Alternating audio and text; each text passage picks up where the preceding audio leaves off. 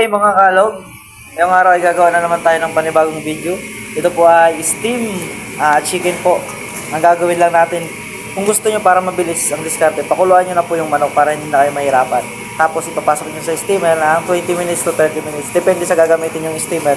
Kung ang steamer nyo ay mabagal, ay 30 para sigurado. Tapos lalagyan natin dito at saka black fungus. Ito po, black fungus. Binabad ko na sa tubig. Ayan, syempre ilatag na po natin sa food pan kung meron kayong food pan o kaya malaking plato. Ayan, depende sa inyo kung saan nyo ilalagay. Tapos, separate na natin yung bawat isa yung ating manok. Ayan, takpan lang natin yung black fungus sa ilalim. Ayan, para hindi siya dumikit. Yan yung purpose dyan. Pero, ang ginagawa ko po dito, ini-steam ko po talaga to nang hindi pinapakuluan sa tubig.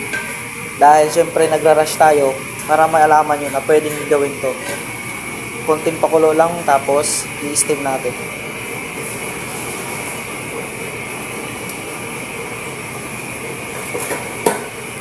Ayan, pagkatapos nyan, lagyan natin ng ganito po sa ibabaw para maganda naman yung plating natin. Tapos i-steam natin siya ng 20 to 30 minutes.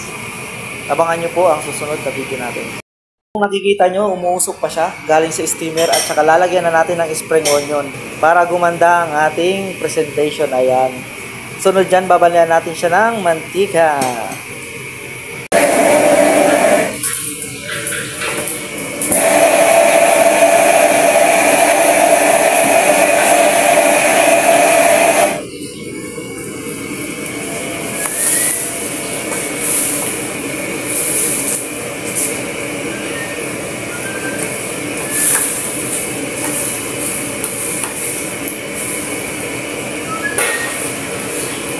At syempre, lagyan natin ng toyo ng sasawa mo.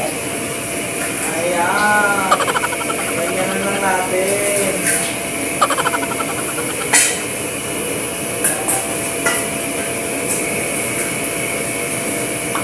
Nice.